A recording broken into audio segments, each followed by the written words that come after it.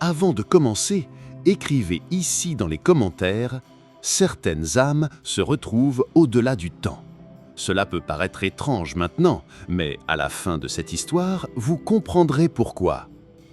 Ce que vous êtes sur le point d'entendre n'est pas seulement une histoire, c'est quelque chose qui va remettre en question tout ce que vous pensez sur le destin, la culpabilité et la chance de réparer ce qui semblait perdu à jamais. Parfois, les erreurs les plus terribles de toute une vie ne sont que le premier chapitre d'une histoire de rédemption qui n'a même pas encore commencé. Cette histoire a des couches, elle a du mystère, elle a un retournement de situation qui vous fera questionner si le hasard existe vraiment. Et au milieu de celle-ci, vous pourriez découvrir quelque chose sur vos propres blessures que vous ne saviez même pas que vous cherchiez. Et même quand vous penserez avoir tout compris, que vous avez déjà vu la partie la plus intense, les dernières minutes révéleront que le véritable miracle n'était pas ce que vous imaginiez. Si ce voyage vous touche, s'il vous fait repenser à quelque chose, laissez ce like et abonnez-vous à la chaîne. Parce que ce n'est pas seulement écouter une histoire, c'est sentir que nous ne sommes pas seuls dans cette quête de sens. Maintenant, imaginez Paris en hiver, les rues couvertes de neige, une femme puissante marchant à hâte sur les Champs-Élysées, et un mendiant qui va changer sa vie d'un seul regard. Voici l'histoire de Marguerite et Thomas, ou plutôt d'Isabelle et Antoine. Dans les rues glacées de Paris, une femme d'affaires impitoyable croise le regard d'un mendiant et ressent une douleur inexplicable au cœur. Ce qu'elle ignore, c'est que cet homme brisé était autrefois son fils, dans une vie antérieure. Le destin les réunit pour une dernière chance de guérison. Le vent de décembre fouettait les visages des passants pressés sur les Champs-Élysées. Marguerite de la Croix ajusta son manteau de cachemire noir et serra plus fort sa mallette en cuir italien. À 52 ans, elle était l'une des femmes d'affaires les plus redoutées de France, dirigeant son empire financier d'une main de fer. Aucune émotion ne transparaissait jamais sur son visage sculpté par des années de décisions impitoyables. Ce matin-là, elle sortait d'une réunion particulièrement tendue avec ses actionnaires. Encore une entreprise familiale qu'elle venait d'acquérir pour une bouchée de pain, laissant derrière elle des dizaines d'employés sans travail. « Les affaires sont les affaires », se répétait-elle comme un mantra, étouffant toute trace de culpabilité. Alors qu'elle se dirigeait vers sa Bentley noire garée devant l'hôtel Georges V, quelque chose attira son attention. Là, recroquevillé contre la vitrine froide d'une boutique de luxe, un homme d'une quarantaine d'années tendait une main tremblante vers les passants indifférents. Ses vêtements usés jusqu'à la trame laissaient deviner un corps amaigri par la faim et le froid. Marguerite avait l'habitude d'ignorer ces « parasites de la société », comme elle les appelait. Mais cette fois, quelque chose la figea sur place. L'homme leva la tête vers elle et leurs regards se croisèrent. Des yeux d'un bleu profond, presque translucide, la fixaient avec une intensité troublante. Ce n'était pas de la supplication qu'elle y disait, mais quelque chose de plus déchirant, une reconnaissance silencieuse, comme si cet inconnu savait quelque chose sur elle qu'elle-même ignorait. Une douleur fulgurante traversa sa poitrine, si violente qu'elle porta instinctivement la main à son cœur. Ses jambes se mirent à trembler, et pendant un instant terrifiant, elle eut l'impression que le monde basculait autour d'elle. Des images floues dansaient dans son esprit. Un petit garçon aux mêmes yeux bleus, des larmes, un château, un choix terrible. « Madame, ça va ?» demanda son chauffeur en s'approchant, inquiet de la voir si pâle. Marguerite cligna des yeux, chassant ces visions étranges. Le mendiant la regardait toujours, une expression de profonde tristesse sur son visage émacié. Elle fouilla fébrilement dans son sac, en sortit un billet de 50 € qu'elle laissa tomber dans sa main tendue, puis s'engouffra rapidement dans sa voiture. « Démarrez, vite !» ordonna-t-elle à son chauffeur, la voix étranglée. Tandis que la Bentley s'éloignait, Marguerite ne pouvait s'empêcher de regarder dans le rétroviseur. L'homme n'avait pas quitté les yeux sa voiture jusqu'à ce qu'elle disparaisse au coin de la rue, et dans son cœur de glace, quelque chose venait de se frissonner pour la première fois depuis des décennies. Cette nuit-là, Marguerite ne trouva pas le sommeil. Allongée dans son lit king-size de sa somptueuse suite du 16e arrondissement, elle fixait le plafond orné de moulures dorées. L'image de ses yeux bleus la hantait comme un fantôme du passé. Chaque fois qu'elle fermait les paupières, les mêmes visions revenaient. Un petit garçon qui pleurait, des mains qui se tendaient vers elle, et cette voix d'enfant qui murmurait « Maman, ne me laisse pas !» À 3 heures du matin, épuisée par cette lutte intérieure, elle finit par sombrer dans un sommeil agité. Et là, le cauchemar commença vraiment. Elle se retrouvait dans un château du XVIIIe siècle, vêtue d'une robe de soie brodée d'or. Elle s'appelait Isabelle de Montclair et était veuve depuis peu. Dans ses bras, un petit garçon de 5 ans aux boucles blondes et aux yeux d'un bleu profond la regardait avec une confiance absolue. « Maman, vous ne m'abandonnerez jamais, n'est-ce pas ?» demandait-il de sa voix cristalline. Mais dans le rêve, Isabelle détournait le regard. Un homme élégant en habit de cour l'attendait près de la cheminée, le duc de Bourbon, l'homme le plus riche de la région. Il lui avait fait une proposition de mariage, mais à une condition. Elle devait abandonner son fils. « Un homme de mon rang ne peut élever l'enfant d'un autre », avait-il déclaré froidement. « Antoine, mon chéri, » murmura Isabelle en caressant les cheveux de l'enfant, « tu vas aller vivre avec ta tante. Ce sera mieux pour toi. » Les yeux bleus de l'enfant se remplissaient de larmes. « Mais maman, je vous aime. Pourquoi voulez-vous partir ?» Dans le rêve, Marguerite ressentait toute la douleur d'Isabelle, mais aussi sa cupidité. Le titre, la richesse, le prestige, tout cela valait-il plus que l'amour de son enfant? Dans un geste qui la déchirait, Isabelle embrassait une dernière fois le front de son fils et le confia au serviteur. « En est là, ordonnait-elle, la voix brisée. Les cris d'Antoine résonnaient dans tout le château. « Maman, maman, revenez, je serai sage, je vous le promets !» Marguerite se réveilla en sursaut, le visage baigné de larmes. Son cœur battait si fort qu'elle crut qu'il allait exploser. Ce n'était pas un simple cauchemar. C'était un souvenir, en était certaine avec chaque fibre de son être. Elle se précipita vers son bureau et alluma son ordinateur portable. Ses mains tremblaient tant elle tapait « Régression hypnotique Paris » dans le moteur de recherche. Si ce qu'elle avait vécu cette nuit était réel, si ce petit garçon aux yeux bleus était vraiment... Non, c'était impossible. Elle, Marguerite Delacroix, femme de science et de raison, ne pouvait pas croire à de telles absurdités. Pourtant, au fond de son cœur, elle savait que ce mendiant n'était pas un étranger. Il était Antoine, son Antoine qu'elle avait abandonné il y a plus de 2 siècles. Le lendemain matin, Marguerite annula tous ses rendez-vous. Pour la première fois en 20 ans de carrière, elle ne se rendit pas au bureau. Assise dans sa cuisine ultramoderne, une tasse de café refroidissant entre ses mains, elle observait la pluie qui ruisselait sur les baies vitrées de son penthouse. Elle ne pouvait s'empêcher de penser à lui, à cet homme aux yeux si familiers qui grelottait quelque part dans les rues de Paris. Qui était-il vraiment? D'où venait-il? Et surtout, pourquoi sa simple vue avait-elle déclenché ces visions si troublantes? Vers midi, n'y tenant plus, elle enfila un manteau discret et demanda à son chauffeur de la conduire aux Champs-Élysées. Son cœur battait la chamade, tandis qu'elle approchait de l'endroit où elle l'avait aperçu la veille. Mais l'homme n'était plus là. Elle parcourut les rues avoisinantes, scrutant chaque recoin, chaque porche, chaque bouche de métro. Rien. Comme s'il avait disparu dans la brume parisienne. Un sentiment d'urgence l'envahit, mêlé à une angoisse qu'elle ne s'expliquait pas. Pendant ce temps, à quelques kilomètres de là, Thomas Moreau s'abritait sous un pont de la Seine. À 43 ans, il avait appris à survivre dans la rue depuis plus de 15 ans. Mais cette nuit avait été différente. Lui aussi avait fait des rêves étranges. Il s'était vu dans un château magnifique, vêtu de beaux habits de soie. Une femme élégante aux cheveux bruns le serrait dans ses bras et il l'appelait « maman ». Puis, soudain, elle le repoussait, des larmes dans les yeux, et des hommes l'emmenaient loin d'elle.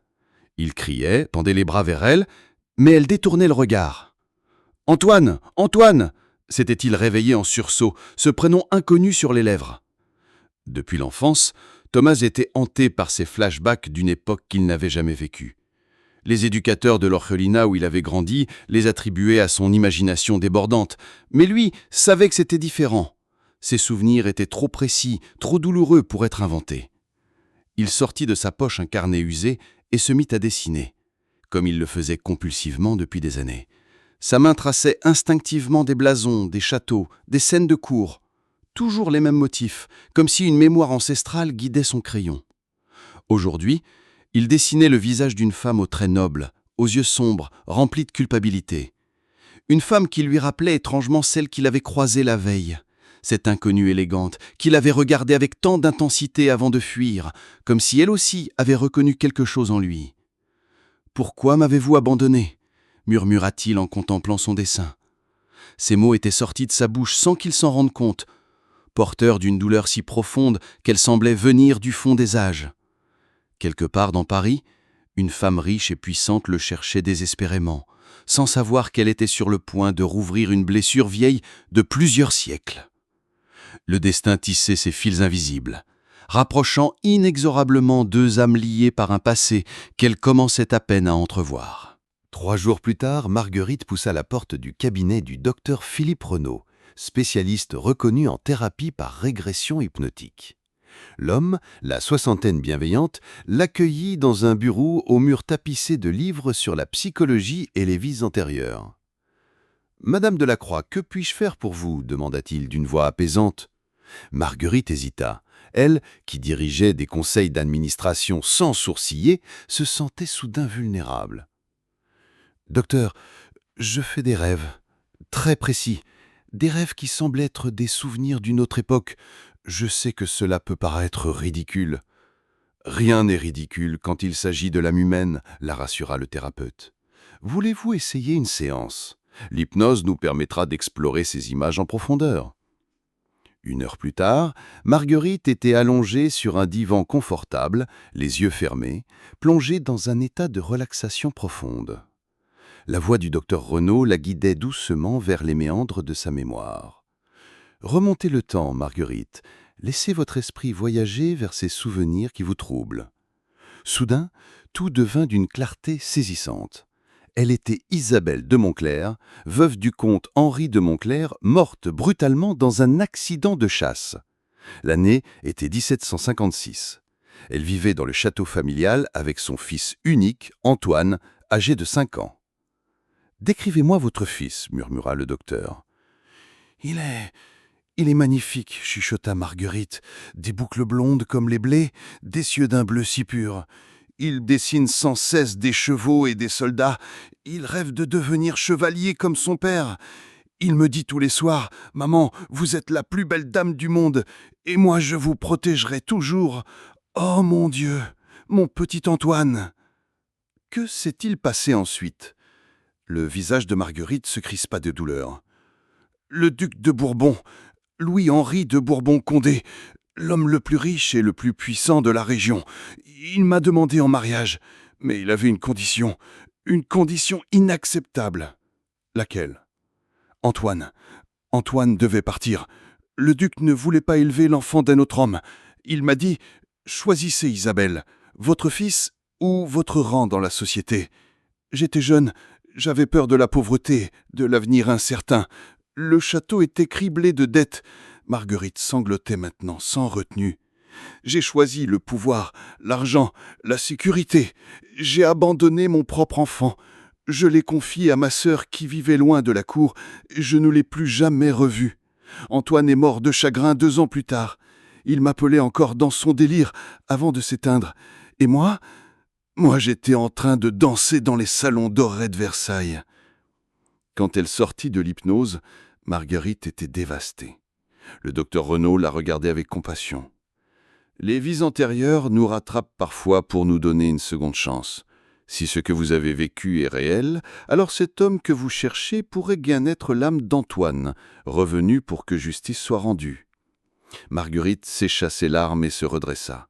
Elle savait désormais ce qu'elle devait faire. Il fallait qu'elle le retrouve. Le lendemain matin, Marguerite engagea Pierre Dubois, l'un des détectives privés les plus réputés de Paris. Dans son bureau feutré du 7e arrondissement, elle lui décrivit minutieusement l'homme qu'elle cherchait. La quarantaine, yeux bleus perçants, cheveux châtains, cicatrices sur la joue gauche, vêtements usagés. « Je veux tout savoir sur lui », déclara-t-elle d'une voix déterminée. « Son nom, son histoire, où il dort, ce qu'il mange, depuis quand il vit dans la rue, tout. » Pierre Dubois, habitué aux demandes excentriques de ses clients fortunés, hocha la tête sans poser de questions. L'argent de Marguerite parlait pour elle. Il ne lui fallut que 48 heures pour revenir avec un dossier complet. Marguerite l'ouvrit d'une main tremblante et découvrit une photo d'identité qui lui coupa le souffle. C'était bien lui, ces mêmes yeux qui l'avaient bouleversé. « Il s'appelle Thomas Moreau », commença le détective. « 43 ans, orphelin depuis l'âge de 3 ans, il a grandi dans différents foyers de l'assistance publique. Parents inconnus, retrouvés abandonnés devant l'église Saint-Germain-des-Prés avec juste un prénom griffonné sur un bout de papier, Thomas. Marguerite sentit son cœur se serrer. Antoine était devenu Thomas, mais l'abandon restait le même. Il a eu une enfance difficile, continua Dubois.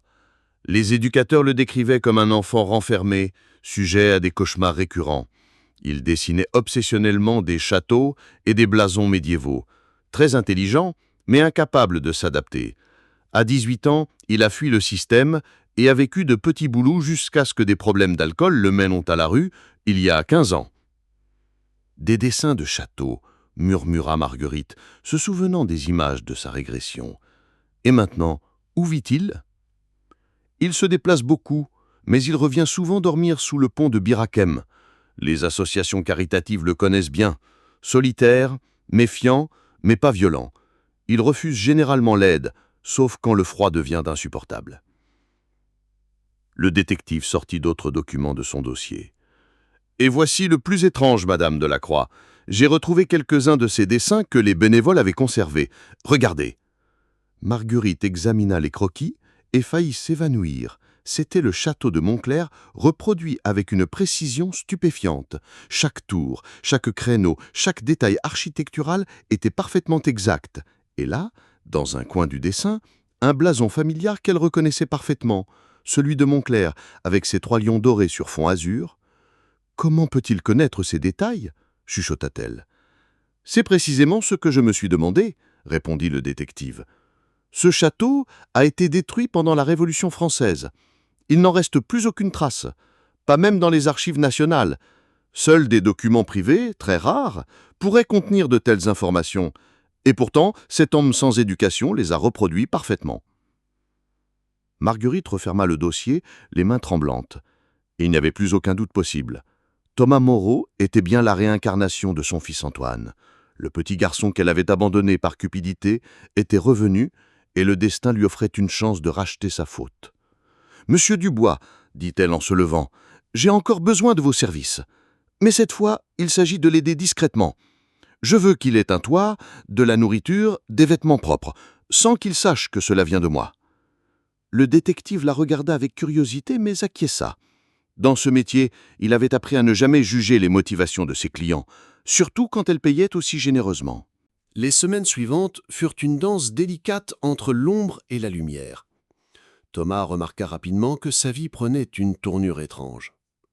Un soir, en rentrant sous son pont, il découvrit un sac de couchage neuf et chaud. Le lendemain, une thermos de soupe encore fumante l'attendait près de son abri.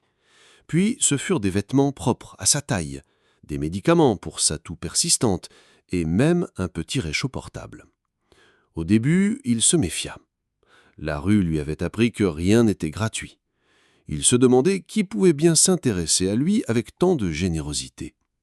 Mais le froid de janvier était impitoyable et sa fierté céda devant la nécessité de survivre.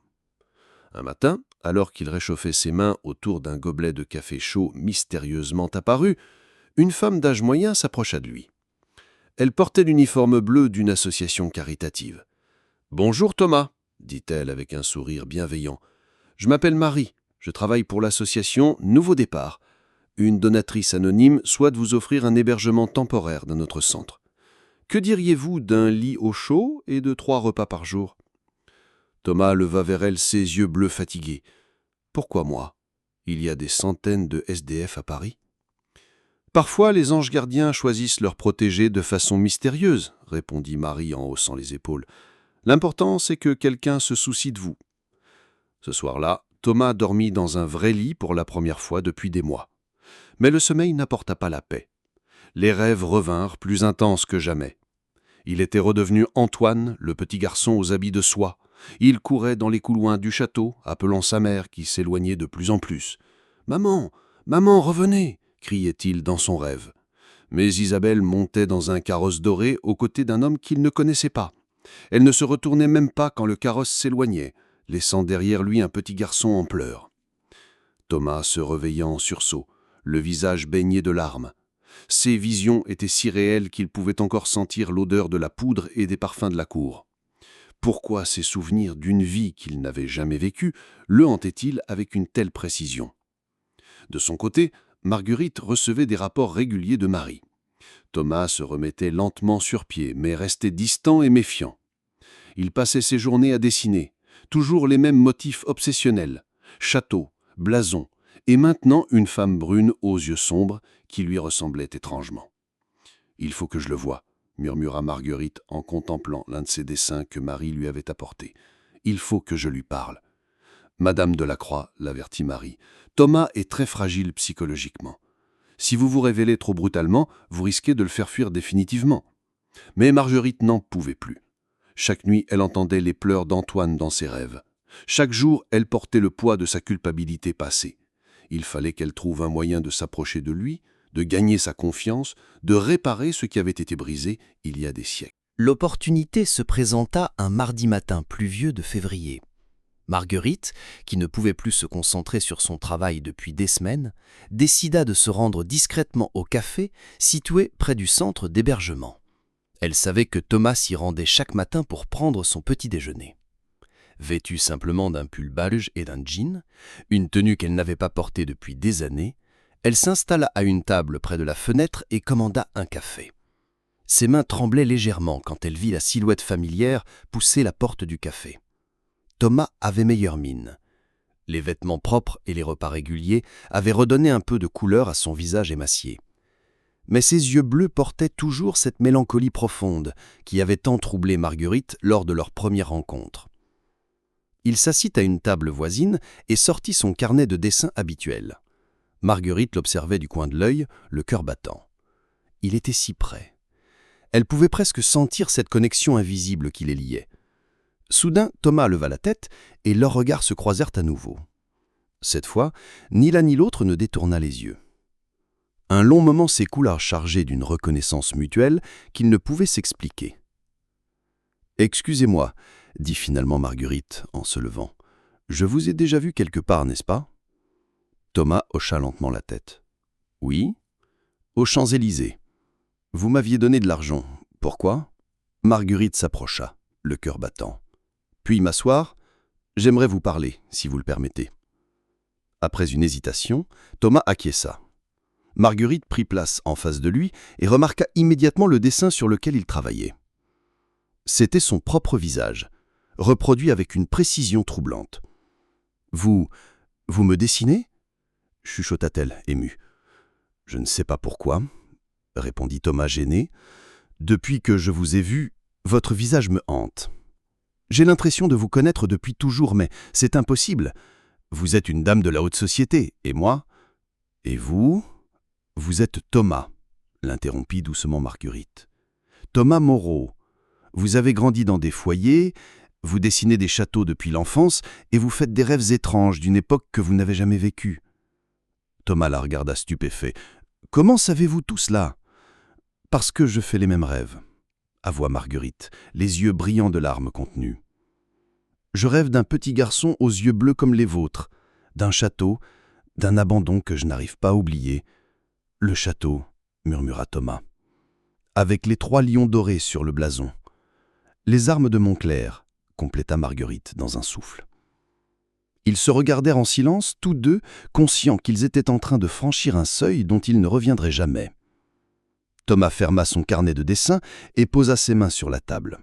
« Madame, je ne sais pas qui vous êtes vraiment, mais depuis que nos chemins se sont croisés, ma vie a basculé. Ces rêves, ces visions, il se passe quelque chose entre nous, quelque chose que je ne comprends pas. » « Moi, je commence à comprendre, » dit Marguerite d'une voix tremblante. « Et si ce que je pense est vrai, alors nous avons beaucoup de choses à nous dire, Thomas, beaucoup de choses à réparer. » Le café continuait de bourdonner autour d'eux, mais ils ne l'entendaient plus. 2 âmes venaient de se reconnaître à travers les siècles. 3 jours plus tard, Marguerite invita Thomas dans son penthouse. Elle avait pris cette décision après des nuits d'insomnie, pesant chaque mot qu'elle allait prononcer. Sur sa table basse, elle avait disposé tous les documents, les transcriptions de sa régression hypnotique, les dessins de Thomas, les photos du château de Montclair qu'elle avait retrouvées dans de vieux grimoires. Thomas arriva ponctuel, visiblement nerveux. Ses yeux parcoururent l'appartement luxueux avec une gêne évidente. « Asseyez-vous, Thomas, dit doucement Marguerite. Ce que je vais vous révéler va vous sembler impossible, mais je vous supplie de m'écouter jusqu'au bout. Thomas prit place sur le canapé en cuir, les mains crispées sur ses genoux. Marguerite s'assit en face de lui et prit une profonde inspiration. Il y a plus de 250 ans, j'ai vécu sous le nom d'Isabelle de Montclair. J'étais veuve, mère d'un petit garçon de 5 ans qui s'appelait Antoine. Un enfant aux yeux bleus, aux boucles dorées, qui dessinait sans cesse des soldats et des chevaux. Thomas la regardait figé. Ces détails, ils correspondaient exactement à ses visions récurrentes. Isabelle était jeune, effrayée par l'avenir incertain qui l'attendait, continua Marguerite, la voix brisée. Quand le duc de Bourbon lui a proposé le mariage, elle a vu là une chance de retrouver la richesse et le pouvoir. Mais le duc avait posé une condition inacceptable. « Non, » chuchota Thomas, comprenant soudain où menait ce récit. « Si. » Antoine devait partir. « Choisissez, » lui avait dit le duc, « votre fils ou votre rang dans la société. Et Isabelle, mon Dieu, pardonnez-moi, Isabelle a choisi l'argent. » Marguerite sortit les transcriptions de sa régression hypnotique et les posa devant Thomas. Voici la preuve de ce que j'avance. Sous hypnose, j'ai revécu chaque détail de cette vie passée. Antoine a été confié à ma sœur, qui vivait loin de la cour. Il est mort 2 ans plus tard, de chagrin, en appelant encore sa mère. Thomas examina les documents d'une main tremblante. Chaque ligne confirmait ses propres souvenirs. Les descriptions du château, les détails de leurs derniers moments ensemble, même les mots exacts qu'Antoine avait prononcés. « Vous êtes en train de me dire que... » Sa voix se brisa. « Que vous êtes la réincarnation d'Antoine de Montclair, que je suis la mère qui vous a abandonné il y a des siècles, et que le destin nous a réunis pour que je puisse enfin demander pardon. » Le silence qui suivit fut assourdissant. Thomas se leva brusquement, renversant sa tasse de thé. Ses yeux bleus flamboyaient de colère et de douleur. « Pardon ?» explosa-t-il. « Vous voulez que je vous pardonne ? Vous m'avez abandonné. Vous m'avez vendu pour un titre et de l'or, et maintenant vous croyez qu'en m'offrant quelques repas chauds et un lit, tout sera effacé ? Thomas, je vous en supplie. Non, vous ne comprenez pas. » Les larmes coulaient maintenant sur ses joues. « Toute ma vie, j'ai porté cette douleur, cette sensation d'être rejeté, indésirable. Je n'ai jamais su pourquoi j'avais toujours l'impression qu'on allait m'abandonner. Maintenant je sais. C'est gravé dans mon âme depuis des siècles. » Il se dirigea vers la porte, mais se retourna une dernière fois. « Vous voulez racheter votre faute, Madame de la Croix ? Alors laissez-moi tranquille. C'est tout ce que je vous demande. Laissez-moi enfin en paix. » La porte claqua, laissant Marguerite seule avec le poids écrasant de ses 2 vies. Dans le silence de son appartement luxueux, elle comprit que la vraie épreuve ne faisait que commencer. Les semaines qui suivirent furent un calvaire pour les 2 âmes brisées. Thomas avait quitté le centre d'hébergement et avait disparu dans les méandres de Paris. Marguerite le cherchait désespérément, mais il semblait s'être volatilisé. Même Pierre Dubois, le détective, n'arrivait pas à retrouver sa trace. Rongée par la culpabilité et le désespoir, Marguerite négligea complètement son entreprise. Elle ne dormait plus, ne mangeait presque rien. Ses collaborateurs s'inquiétaient de la voir dépérir jour après jour. Un matin, en sortant de son bureau après une nuit blanche, elle s'effondra dans l'ascenseur. « Épuisement nerveux et malnutrition », diagnostiqua le médecin de l'hôpital Saint-Antoine où elle fut transportée. « Vous devez vous reposer, Madame de la Croix. Votre corps a atteint ses limites. » Pendant ce temps, Thomas errait comme une âme en peine dans les rues de Belleville. Il avait trouvé refuge dans un squat abandonné, refusant toute aide. La révélation de Marguerite l'avait dévasté, mais paradoxalement, elle avait aussi apporté des réponses à toutes ses questions. Ses desseins obsessionnels, ses cauchemars, ce sentiment permanent d'abandon, tout s'expliquait enfin. Mais la douleur ne soulageait pas la compréhension. Au contraire, elle l'amplifiait.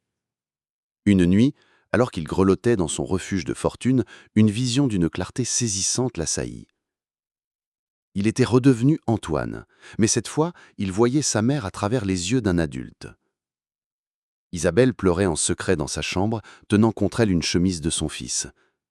Elle murmurait « Pardonne-moi, mon petit, pardonne à ta maman qui t'aime, mais qui a si peur. » Dans cette vision, Thomas comprit quelque chose qu'il n'en a jamais saisi enfant.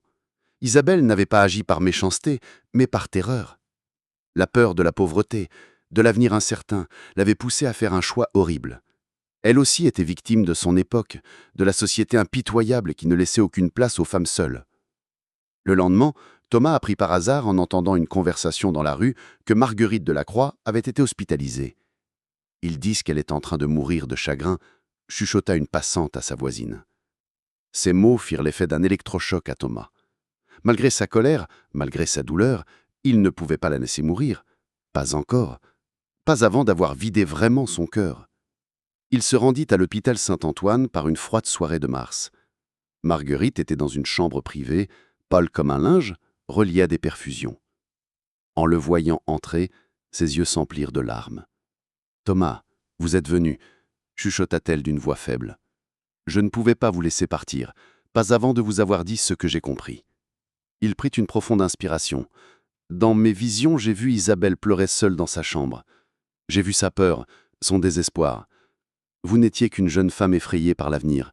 Ça n'excuse pas votre choix, mais ça l'explique. » Marguerite sanglota. « J'ai pensé à vous chaque jour de cette vie. Chaque décision que j'ai prise dans les affaires, c'était pour combler ce vide que votre absence avait créé, mais rien n'y faisait. Rien ne pouvait effacer ma faute. »« Le pardon, » murmura Thomas. « Peut-être que c'est le seul moyen de briser cette chaîne de souffrance. » Pour la première fois depuis des siècles, leurs mains se joignirent, et dans cette étreinte tremblante, deux âmes commençaient enfin à guérir. 6 mois plus tard, les cerisiers du jardin du Luxembourg étaient en fleurs. Thomas, vêtu d'un costume simple mais élégant, marchait aux côtés de Marguerite dans les allées qu'il connaissait maintenant par cœur. Leur promenade dominicale était devenue un rituel, un moment où ils pouvaient parler librement de leurs deux vies, de leurs blessures qui se refermaient lentement. « Comment vous sentez-vous aujourd'hui, Thomas ?» demanda Marguerite, qui avait retrouvé des couleurs et un apaisement qu'elle n'avait jamais connu. « Différent, » répondit-il en contemplant les pétales roses qui dansaient dans le vent. « Pour la première fois de ma vie, j'ai l'impression d'avoir trouvé ma place dans ce monde. Grâce à vous. Grâce à nous. » Depuis sa sortie d'hôpital, Marguerite avait complètement transformé sa vie. Elle avait offert à Thomas un poste dans son entreprise, pas par charité, mais parce qu'elle avait découvert son intelligence naturelle et sa créativité artistique. Il dirigeait maintenant le département de design graphique, créant des logos et des identités visuelles pour les clients. Mais plus importante encore, elle avait réorienté son empire vers des projets humanitaires. L'impitoyable femme d'affaires d'autrefois était devenue une philanthrope respectée, finançant des centres d'hébergement, des programmes de réinsertion, des bourses d'études pour les enfants défavorisés. « Vous savez, » dit Thomas en s'arrêtant près du bassin octogonal, « je ne vous en ai jamais voulu vraiment. Même dans ma colère, même dans ma douleur, une partie de moi savait que vous étiez aussi victime de cette histoire. » Marguerite sourit, les yeux brillants d'émotion contenue. « Antoine, puis-je encore vous appeler ainsi, parfois ?»« Oui, » répondit-il doucement. « C'est qui je suis aussi. Et vous, vous serez toujours un peu Isabelle pour moi. La mère qui m'a aimé même si elle n'a pas su me protéger. » Ils s'assirent sur un banc face au bassin où des enfants faisaient naviguer leurs petits bateaux. Marguerite observait ces familles heureuses avec une sérénité nouvelle. « J'ai une proposition à vous faire, » dit-elle soudain. « J'aimerais vous adopter officiellement. Pas comme un enfant, bien sûr, mais légalement, pour que vous portiez mon nom, pour que vous soyez vraiment mon fils devant la loi. » Thomas la regarda, surpris et profondément touché. « Vous feriez cela ?»« Thomas Delacroix, » dit-elle en souriant. « Cela vous plaît-il » Pour toute réponse, il la serra dans les bras. À autour d'eux, la vie continuait son cours, indifférente à ce miracle qui venait de s'accomplir. Deux âmes errantes venaient de retrouver leur famille. Ce soir-là, dans l'appartement de Marguerite qu'il partageait maintenant, Thomas termina un dernier dessin. Mais cette fois, ce n'était plus un château en ruine ou un blason oublié. C'était le portrait d'une femme aux cheveux gris et aux yeux bienveillants, tenant dans la main d'homme aux yeux bleus apaisés. Au bas du dessin, il écrivit « Isabelle et Antoine, enfin réunis ». Le karma avait accompli son œuvre. L'amour avait triomphé du temps, de la mort et de la culpabilité. Et dans le cœur de Paris, une mère et son fils avaient enfin trouvé la paix qu'ils cherchaient depuis des siècles.